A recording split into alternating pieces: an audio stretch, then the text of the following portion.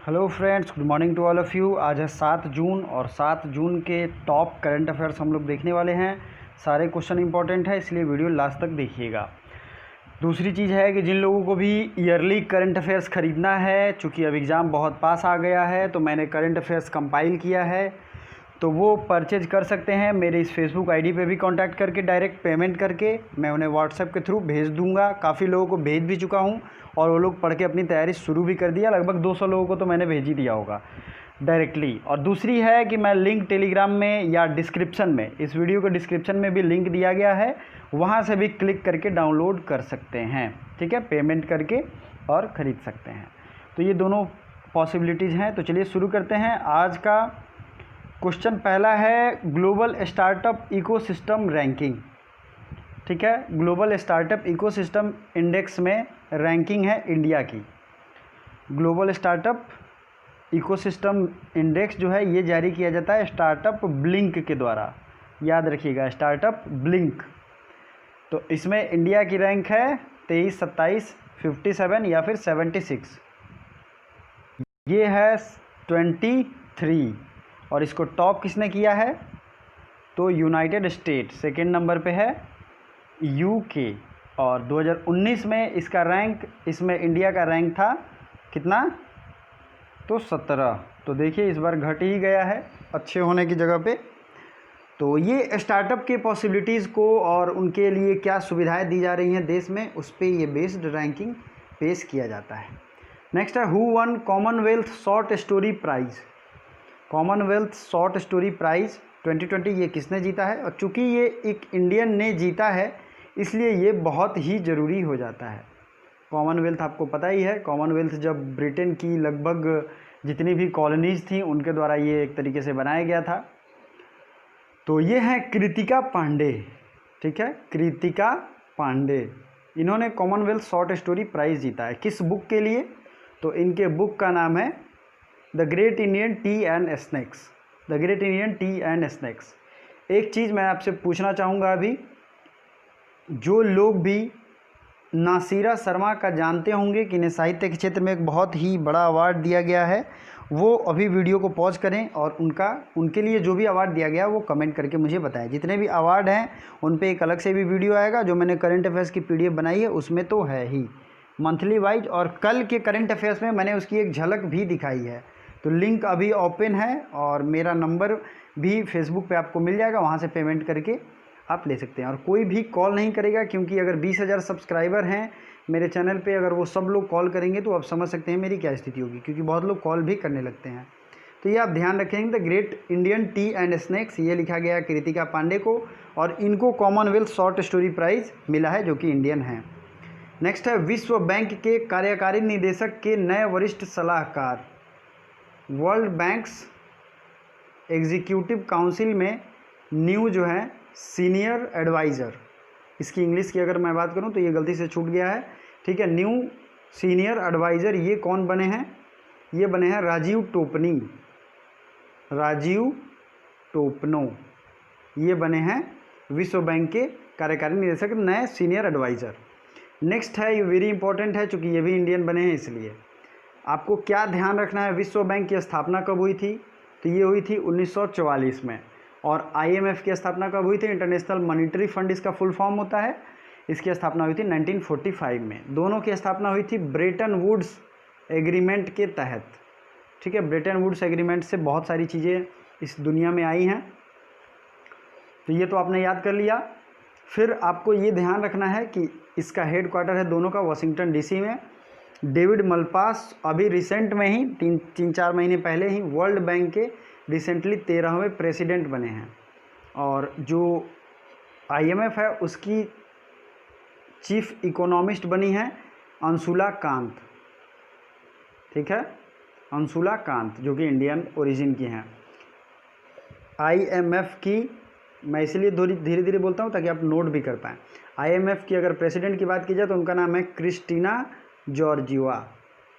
तो दोनों चीज़ें आपको ध्यान रखनी है। दोस्तों एक चीज़ याद रखिए, जितने भी इंपॉर्टेंट वीडियोस मैं डालता हूँ सब कुछ ज़रूर देखा कीजिए, क्योंकि वो सारे के सारे एग्ज़ाम में पूछे जाने वाले रहते हैं। मैं फालतू लेक्चर एक भी नहीं डालता हूँ, क्योंकि ना मेरे पास उतना समय रहता है ना आपके पास। तो सबको देखा कीजिए, आई बटन दबा के जितने भी रिसेंट के वीडियोज़ होंगे राइट साइड में आप आई बटन दबाएंगे तो वहाँ पे आपको सारे दिख जाएंगे और आपको देखना चाहिए। 2021 के यूनियन ट्वीट समिट की मेज़बानी कौन सा देश करेगा? 2021 का यूनियन ट्वीट समिट की मेज़बानी WEF करेगा। WEF का फुल फॉर्म क्या होता है बताइए? तो ये होता है world economic forum. World economic forum, जिसका हेडक्वार्टर अगर मैं बात करूं तो ये है स्विट्ज़रलैंड में, और ये इसका जो समिट होता है वो भी स्विट्ज़रलैंड में एवरी ईयर होता है। नेक्स्ट आपको चीज़ें याद रखनी हैं, ब्रिक्स जो इम्पोर्टेंट ऑर्गेनाइजेशन हैं उनके बारे में। तो मैं शुरू करता हूं सबसे पहले यूरोपीय यूनियन की। चूँकि यूरोपीय यूनियन से अभी ब्रिटेन अलग हुआ है तो आपको ये याद रखना चाहिए, इनकी कंबाइंड करेंसी है यूरो, यूरोपीय यूनियन की, ठीक है। ब्रिटेन अलग हुआ है इसलिए ये याद रखना है। इसकी हेडक्वार्टर कहाँ है? ब्रुसेल्स, बेल्जियम की राजधानी है, ठीक है। एमनेस्टी इंटरनेशनल, इसका नाम आपने सुना होगा, एमनेस्टी इंटरनेशनल, इसका हेडक्वार्टर है लंदन। एशियन डेवलपमेंट बैंक, इसका हेडक्वार्टर कहाँ है? फिलीपींस की राजधानी मनीला में, मनीला इसकी राजधानी है। और मसात्सुगु आसाकावा ये यहाँ के नए प्रेसिडेंट बने हैं, ठीक है दोस्तों। चलिए आगे देखते हैं। NATO, North Atlantic Treaty Organisation, इसका हेडक्वार्टर भी है ब्रुसेल्स में जो कि बेल्जियम की राजधानी है। अफ्रीकन यूनियन, इसका हेडक्वार्टर कहाँ है? अदिस अबाबा, ठीक है। International committee of red cross, तो ये है जेनेवा। आप लोग लाइव कमेंट भी कर सकते हैं जो मैं पूछ रहा हूँ, ठीक है।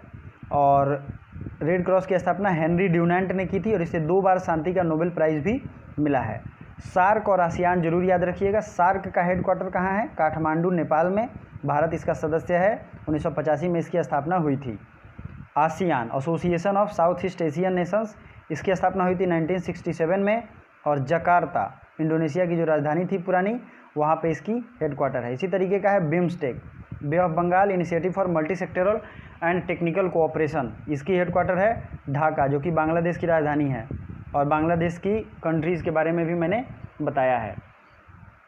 दोस्तों जितने भी इंटरनेशनल ऑर्गेनाइजेशन है उन पे मैंने वीडियो बना दिया है, आप ज्योग्राफी की प्लेलिस्ट में जाएंगे तो वहाँ मिल जाएगा। एक चीज़ मैं और कहना चाहूँगा, आप इस वीडियो के डिस्क्रिप्शन में ढेर सारा लिंक देखेंगे, सारे लिंक में इंपॉर्टेंट सारी वीडियोज़ आपको मिल जाएंगे। तो आपको 2 घंटा 3 घंटा निकाल के ऑन स्क्रीन स्टडी करके नोट्स बनाना चाहिए, ये बहुत ही ज़्यादा हेल्पफुल रहेगा, ठीक है।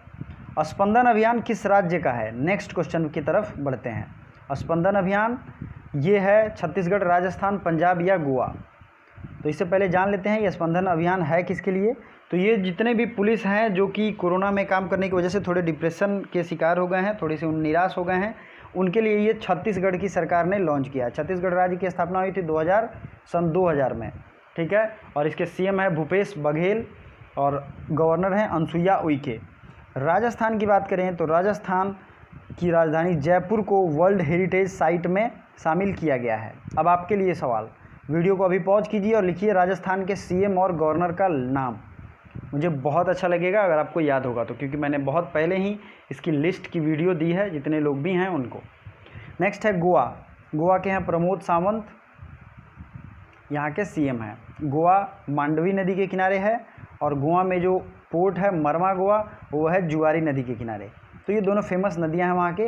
पंजाब को 5 नदियों की भूमि कहते हैं। पंजाब के सीएम है कैप्टन अमरिंदर सिंह और VP सिंह बदनौर वहाँ के गवर्नर हैं, ठीक है दोस्तों।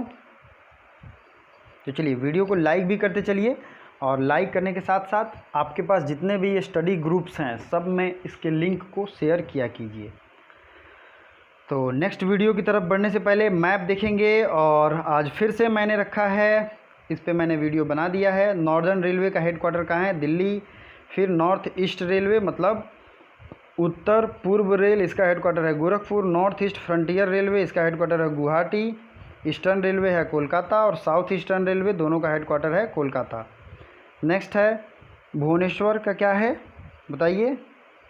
ईस्ट कोस्ट रेलवे, ये है भुवनेश्वर। मैंने सबको बड़े अच्छे तरीके से मैप वाला वीडियो मैं रिसेंट में बनाया हूँ, ज्योग्राफी के प्लेलिस्ट में मिल जाएगा। हिंदी और इंग्लिश में दोनों उसका है, उसकी PDF भी मैं भेजने वाला हूँ, तो आप देख लोगे तो आपके लिए PDF से रिवीजन करना बहुत ही ईजी रहेगा। साउदर्न कोस्ट रेलवे एक नया जोन बनाया है, साउदर्न कोस्टल रेलवे, उसका हेडक्वार्टर है विशाखापत्तनम। तो इसको आज हम लोग पूरा रिवीजन कर लेंगे। साउदर्न रेलवे का हेडक्वार्टर है चेन्नई। साउदर्न सेंट्रल रेलवे मैंने बताया था SC, तो इसका ट्रिक क्या था, SC सिकंदरा। नेक्स्ट है SWH, मैंने ट्रिक बताया था, साउथ वेस्टर्न मतलब रेलवे और उसका हुबली हेडक्वार्टर। WC जय इसीलिए था, WC जय, W सेंट्रल मतलब वेस्ट सेंट्रल की राजधानी जो जोन का हेडक्वार्टर है वो है कहाँ पे, WC मतलब जयपुर। वेस्टर्न रेलवे का मुंबई और सेंट्रल रेलवे का भी मुंबई है, मतलब मध्य रेलवे का और पश्चिमी रेलवे का, दोनों का कहाँ है, मुंबई। अब आते हैं वेस्टर्न सेंट्रल रेलवे, इसका हेडक्वार्टर कहाँ है, Jabalpur. South eastern central railway ये है बिलासपुर, SEC बिलास, इसका मैट्रिक बताया था SEC बिलास। चलिए आगे बढ़ते हैं। इससे पहले आप चैनल को सब्सक्राइब जरूर कर दें और लाइक कर दें वीडियो को, साथ ही साथ अपने जितने भी स्टडी ग्रुप्स हैं जिनको भी अच्छे से पढ़ने का शौक़ हो उनको ज़रूर शेयर करें। और शेयर करने वाले लोगों को दिल से धन्यवाद, और जो लोग नहीं शेयर कर रहे हैं वो उनको भी धन्यवाद, और वो कृपया शेयर करें। सैलरी ट्रैकर मोबाइल ऐप किस UT ने लॉन्च किया है, UT मतलब यूनियन टेरिटरी। इससे पहले मैं बता दूं भारत में अभी 28 राज्य हैं और 8 यूनियन टेरिटरी हैं। आपको पता ही है जम्मू कश्मीर और लद्दाख को 2 यूनियन टेरिटरी नया बनाया गया, फिर दमन एवं दीव और दादर एवं नागर हवेली को 1 कर दिया गया, तो कुल मिला के 8 हो गए। ठीक है दोस्तों, तो ये आपके लिए बहुत इंपॉर्टेंट चीज़ है। तो ये लॉन्च किया गया जम्मू एंड कश्मीर के लेफ्टिनेंट गवर्नर के द्वारा। यहाँ के लेफ्टिनेंट गवर्नर कौन है, तो GC मुर्मू। और लद्दाख के लेफ्टिनेंट गवर्नर हैं, बताइए, RK माथुर। पुडुचेरी के गवर्नर हैं किरण बेदी, और यहाँ के CM हैं पुडुचेरी के V नारायणसामी। दिल्ली का तो आपको पता ही, अनिल बैजल एंड अरविंद केजरीवाल। अब चूंकि जम्मू कश्मीर की बात हो रही है तो भारत में जितने भी पास हैं, सब दर्रे जिन्हें कहा जाता है, दर्रा, उन सब पासेस को हम लोग याद करेंगे, रिवाइज करेंगे। ठीक है, शुरू करते हैं जम्मू कश्मीर से। तो सबसे पहले अगर बात करें जम्मू कश्मीर की, तो जोजिला पास, खारदुंगला पास, ठीक है, ये पास पीर पंजाल, ये आप देख रहे होंगे, बनिहाल, ठीक है, ये कहाँ है, रोहतांग, ये सब है जम्मू एंड कश्मीर में। फिर है बारालाचला और चांगलाई, बस इतना ही पूछा जाता है, आपको सारा नहीं याद करना है। सीप किला कहाँ है, सीप किला हिमाचल प्रदेश। और आपको और भी परेशान नहीं होना, ज्योग्राफी में मैंने इस पर भी वीडियो बना दिया है, तो आप वहाँ से देख सकते हैं। नीति एवं मान दर्रा कहाँ है, यहाँ पे लिखा हुआ है नीति एवं मान दर्रा, ये है उत्तराखंड में। ठीक है, लीपू लेक कहाँ है, देखिए यहाँ पे लीपू लेक, ये भी है उत्तराखंड में। कुछ पासेज इंटरनेशनल है, जैसे कि खैबर पास, तो ये जो है अफ़गानिस्तान और पाकिस्तान के सीमा पे है, आपको याद रखना चाहिए। अरुणाचल प्रदेश में कौन सा पास है, तो उसका नाम है बोमडिल्ला पास। ठीक है, तो ये चीज़ें आपको याद रखनी चाहिए, इतने जितने क्वेश्चन में आए हुए हैं। अगला क्वेश्चन है, मोबाइल एप्लीकेशन से कुछ घंटों में ही बैंक का खाता खोलने वाला पहला बैंक कौन बन गया है, मतलब who is the first bank to open bank account within a hour from mobile application. तो ये बैंक है इंडस इंड बैंक, और ये बहुत बेहतरीन बात है कि कैशलेस तरीके से बैंक को ओपन भी कर लिया गया, इंडस इंड बैंक। तो SBI और RBI के बारे में आपको पूरी इन्फॉर्मेशन रखनी चाहिए, क्योंकि ये बार बार एग्जाम में पूछा जाता है। तो SBI की स्थापना कब हुई थी, 1955 में, लेकिन RBI की स्थापना कब हुई थी, 1935 में। और 1949 में RBI का नेशनलाइजेशन किया गया था, राष्ट्रीयकरण किया गया था। अभी 25वें गवर्नर हैं शक्तिकांता दास। ठीक है, कुछ चीज़ें जो कि अभी रिसेंटली अपॉइंटेड हुई हैं, और कुछ चीज़ें RBI के बारे में आपको पता ही होना चाहिए। पहले भारतीय गवर्नर कौन है और पहले गवर्नर कौन है, तो पहले सिंपल गवर्नर हैं ऑसबॉर्न स्मिथ, और पहले भारतीय गवर्नर थे CD देशमुख। अच्छा, एक चीज़ जो मेरे कमेंट बॉक्स में बहुत ज़्यादा कमेंट आ रहा है, जैसे अभी भारतीय और अंग्रेज़ की यहाँ बात हुई, तो मुझे वो भी अभी मेंशन मैं कर देता हूँ। आज़ाद भारत जब नहीं था तो कौन सी महिला पहली बार भारतीय राष्ट्रीय कांग्रेस की अध्यक्ष बनी थी, मैंने क्विज़ में भी डाला है ये क्वेश्चन, क्योंकि आप लोग बहुत कंफ्यूज हो रहे हो यार। सरोजनी नायडू पहली भारतीय महिला थी जिन्होंने 1925 में अध्यक्षता किया था। और सीधे अगर महिला पूछा जाए, सिर्फ महिला, तो वो थी एनी बेसेंट में, और वो 1917 में बनी थी। तो दोनों में अंतर है ना, एक महिला भारतीय है और दूसरी महिला जो है वो विदेशी है। आपको यही चीज़ आप लोगों को नहीं समझ में आ रही है, बहुत ज़्यादा कन्फ्यूजन है, इसलिए मैंने क्विज़ भी डाला है टेलीग्राम में और यूट्यूब के चैनल पे। अब आपका कन्फ्यूज़न दूर हुआ। पहले भारतीय हैं सरोजनी नायडू और पहली सिर्फ वीमेन है एनी बेसेंट।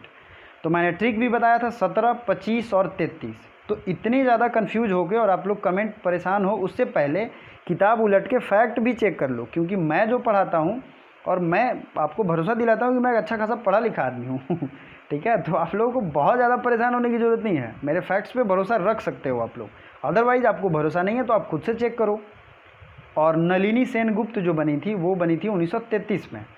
तो ये सारे फैक्ट्स याद रखना है। 17, 25, 33 का मैंने एक फॉर्मूला दिया था। 17, 25, 33 याद रखिए, तीनों वीमेन का नाम याद रखिए, सीरीज से याद रहेगा। तो चलिए आगे बढ़ते हैं। A campaign for foreigner who came from abroad due to covid. Bharat में वापस आए हुए भारतीयों के लिए कौन सा अभियान शुरू किया गया है? तो ये अभियान है स्वदेश अभियान, और वंदे भारत मिशन के तहत इन लोगों को बाहर से इंडिया लाया जा रहा है। कोविड-19 की क्राइसिस की वजह से सबसे ज़्यादा लोग जो है वेस्ट एशिया से लाए गए हैं, कुवैत से, सऊदी अरबिया, ईरान, ये सब देशों से जितने भी भारतीय हैं उनको। ठीक है, तो ये आपको ध्यान रखना है। मैंने पिछले दिनों में इसका मैप भी दिखाया था। हारून इंडिया आर्ट लिस्ट, इसमें टॉपर कौन है? ये कोई इंडियन है, इसलिए आपको ये याद रखना चाहिए। तो हारून इंडिया में टॉपर हैं अनीस कपूर। क्या नाम है इनका? अनीस कपूर। नेक्स्ट है, ट्विटर के निदेशक मंडल में अध्यक्ष किसे बनाया गया? President in Twitter board of directors, Patrick Pichette, Thierry Dolapart, Masatsugu Asakawa. तो राइट आंसर बताइए। इसका राइट आंसर होगा पैट्रिक पिचेट, ये इसका राइट आंसर होगा। थियरी डोलापार्ट ये क्या बने हैं? मैंने इसका राइट आंसर भी आप लोगों से पूछा था, बहुत कम लोगों ने जवाब दिया। तो ये क्वेश्चन मैं फिर से आप लोगों से पूछता हूँ, आप इसका जवाब दीजिए। मसात्सुगु आसाकावा ये एशियन डेवलपमेंट बैंक के अभी के प्रेसिडेंट हैं। तो आइए कुछ और भी इंटरनेशनल ऑर्गेनाइजेशन के बारे में बात कर लेते हैं, जो कि रिवीजन की दृष्टि से बहुत ही ज़्यादा जरूरी होगा। WTO का हेडक्वार्टर कहाँ है? ये भी है जेनेवा में। इसकी स्थापना हुई थी 1995 में। WHO को तो ज़रूर याद रखिए। WHO की स्थापना हुई थी 1948 में, 7 अप्रैल 1948 को। उसी तरीके से 7 अप्रैल को मनाते हैं वर्ल्ड हेल्थ डे। UN दिवस कब मनाते हैं? 24 अक्टूबर 1945 को। क्यों? क्योंकि 24 अक्टूबर को इसकी स्थापना हुई थी सैन फ्रांसिस्को एग्रीमेंट के तहत। UN में अभी कितने मेंबर हैं? तो ये मेंबर हैं 193। चलिए अब बात देखते हैं इंटरनेशनल ओलंपिक कमेटी, इसका हेडक्वार्टर कहाँ है? IOC Lausanne, Switzerland. European common market, इसका तो जिनेवा है। एक है बहुत ही इंपॉर्टेंट नेम, अगर आप उदाहरण CHOGM, चोगम ऐसे हिंदी में कहते हैं, Commonwealth head of government meet, इसका है लंदन। कॉमनवेल्थ से जो भी रिलेटेड है उसका हेडक्वार्टर है लंदन। ठीक है, कॉमनवेल्थ का भी है लंदन। ओपेक का हेडक्वार्टर कहाँ है? ओपेक का हेडक्वार्टर है वियना, ऑस्ट्रिया की राजधानी Vienna. OECD organisation of economic cooperation and development, इसका हेडक्वार्टर है पेरिस।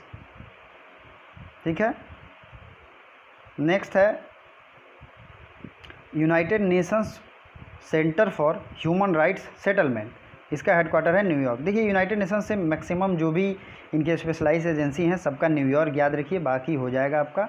ठीक है, आपको बहुत ज़्यादा परेशानी होना है। फूड से मैंने बताया था ट्रिक, फूड से 2 हैं, उनका नाम आपको याद रखना है, World Food Programme and FAO food and agriculture organisation, दोनों का रोम है। तो आई होप और भी आपका रिवीजन हो गया। अब नेक्स्ट क्वेश्चन की तरफ बढ़ते हैं, और जो भी मैं क्वेश्चन पूछूं उसका कोशिश कीजिए आंसर देने का। नहीं है तो प्रीवियस ईयर के डेज में देखिए, वहाँ मैंने आंसर बताया हुआ है। कौन सा राज्य स्वास्थ्य मित्र नियुक्त करेगा? तो स्वास्थ्य मित्र नियुक्त करने जा रहा है राजस्थान। ठीक है, क्यों? क्योंकि ये हेल्प करेंगे कोविड-19 से लड़ने के लिए बहुत ही ज़्यादा, जैसे शिक्षा मित्र होते हैं उसी तरीके का ये स्वास्थ्य मित्र का कॉन्सेप्ट है। राजस्थान की राजधानी है जयपुर, और ये जो है भारत का सबसे बड़ा क्षेत्र वाइज स्टेट है। क्षेत्र मतलब एरिया वाइज सबसे बड़ा स्टेट है। और इंदिरा गांधी कनाल कहाँ है? ये भी है राजस्थान में ही। आपके लिए आज का प्रश्न है, mission Fateh launched by which state? Mission Fateh किस राज्य ने लॉन्च किया है? और ये सॉन्ग भी एक लॉन्च हुआ है, दोनों आपको बताना है। पंजाब, हरियाणा, उत्तराखंड, बिहार में जो भी राइट आंसर है उसको ज़रूर कमेंट करिए। वीडियो लास्ट तक देखने के लिए दिल से धन्यवाद। Thank you so much.